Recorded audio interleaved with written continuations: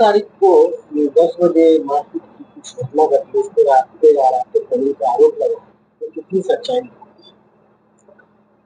असल क्या है कि कादराबाद में मेरा जन्म स्थान है, मेरा मकान है जो हमारे पूर्वज के नाम से है।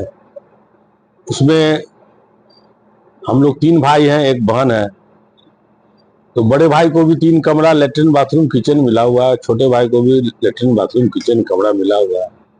हमको 2 कमरा मिला हुआ है, जिसमें एक में पूजा घर है। और उस पूजा घर जो गोसाई देवता का पूजा है, वो हमारे बड़े भाई साहब कभी उसका पूजा नहीं किया, न करते हैं। और छोटा भाई पूजा करने का अधिकारी नहीं है। हमारी पत्नी हर एक शनिवार को जाती है, वहां पूजा पाठ करती है। लेकिन हमारे बड़े भाई की नीयत बहुत खराब है, बहुत गंदे लोग हैं। उनका इतना विचार गंदा है कि पहले जो फादर जो भी प्रॉपर्टी परचेज किए, जो उन दोनों भाई के नाम से परचेज किए, उसमें वो लोग हमको एक जरा ना बहन को एक थोड़ा सा भी हिस्सा देने के लिए तैयार नहीं हुआ। मैंने छोड़ दिया। अब जो माँ बाबू जी का जो हिस्सा बचा है, उसमें मैंने कहा कि इसी को बांट लीजिए, एक्सचेंज कर लीजिए, करके खत्म कीजिए।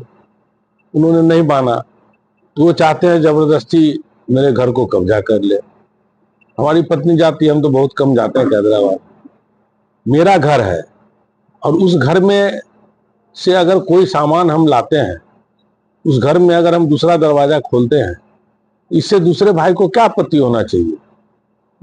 और वे वजह वो झूठ फूस का क्लेम बना करके झंझट भी किए, मारपीट भी किए हमारी पत्नी के साथ।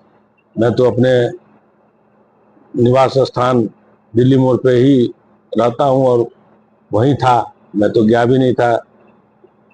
लेकिन हमारे भाई वहां अक्सर पूजा करने जाती है, हर एक शनिवार को गोसाई का पूजा करने जाती है। लेकिन इस बार जो है सो घड़ी पवनी करने के लिए फिर वो झमेला खड़ा कर दिए थे। तो हम मना कर दिए पत्नी को कि जाने दो, देखा जाएगा बाद में। इसलिए क्या कहा जाए। और उन्होंने एक संदूक की बात कही अपनी आवेदन में भी और बयान में भी, कि संदूक में माँ का या खानदानी संपत्ति का कुछ था, जिसे ले लिया गया या तोड़ करके आप लेके चले आए। मेरे घर में अगर संदूक है तो वो मेरा है। वो दोनों भाई को 2-2 संदूक मिला हुआ है। पिताजी और माँ के द्वारा दोनों भाई को 2-2 संदूक मिला हुआ है। बड़े भाई अपने घर में संदूक रखे हुए हैं, छोटा भाई अपने दुकान पे उस संदूक को रखे हुआ है।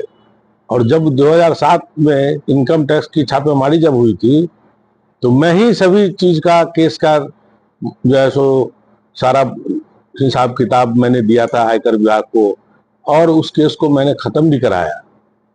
आज के दिन हमारे बड़े भाई साहब केस खत्म नहीं कराए, उन पर प्रोसिक्यूशन का भी केस चल रहा है इनकम टैक्स विभाग में। विभाग सोई हुई है।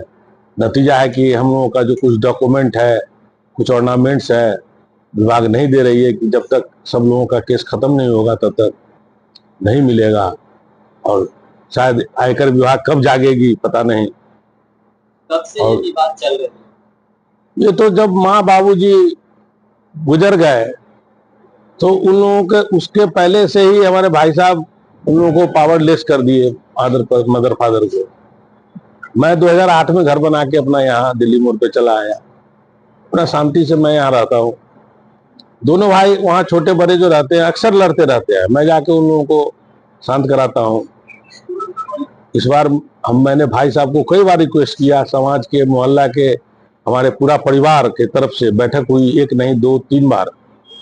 और जब अंत में जब कहा गया उनको कि बंटवारा करने के लिए आपको जो है सो पहले बंटवारा कीजिए, तब कोई बात सुना जाएगा। उसके लिए सादा स्टाम्प पर सब लोगों को कहा गया, पंचनामा पर दस्तखत करके जमा कीजिए। तो इस चीज से वो भाग गए, और अनायास प्रशासन को भी वो उल्टा पुल्टा पता नहीं क्या कहा, और कोर्ट से बोलते हैं ऑर्डर ला करके तब उन्होंने एफआईआर। जबकि ये घटना 3-4 महीना पहले बीएसपी साहब भी इसका समाधान कर दिए थे कि भाई आपके घर का मामला है, आप लोग घर में सलटिए। लेकिन पूरे परिवार में इसकी बैठक हुई, लेकिन वो वो लोग दोनों भाई भाग गए उससे। घर का सब पारिवारिक मामला है, आखिर एक बैठ करके आप लोग क्यों नहीं इसको सुलझा पा रहे हैं? एक आप चेहरा हैं, खुद प्रत्याशी के तौर पर भी हैं। ऐसे मैं मामलों तो में जो उनके नाम से जमीन बाबूजी के समय में खरीद किया, उन दोनों ने कहा नहीं देंगे हिस्सा, तो मैंने माफी मांग लिया दोनों से, कम से कम जान तो छोड़ दो। मैं अपनी के मेहनत और कमाई से मैं अपनी संपत्ति अर्जित किया हूं और कर रहा हूं। मैं दिन रात मेहनत करता हूं। मैं सुबह 5 बजे से जग करके मैं अपना काम संभालता हूं। आज पूरा समाज, पूरा हमारे ख्याल से दरभंगा शहर के लोग, लगभग सभी लोग जानते हैं हमारे बारे में। मैं एक निहायत शरीफ व्यक्ति हूँ। मैं किसी से झगड़ता लगड़ता नहीं हूँ, और न पैसे के पीछे मैं कोई गलत काम आज तक किया। हमारा व्यापार है। ये सारे आरोप निराधार हैं। सब जो भी आरोप है ये सब निराधार है। और हमारे बड़े भाई साहब आज तक जिंदगी में 1 रुपया कमाया नहीं, न एक धुर जमीन कभी खरीदे। वो जमीन बेच बेच करके हम लोगों को परेशान करते हैं, तंग करते हैं। यही स्थिति है, बाकी जाने भगवान क्या करेंगे।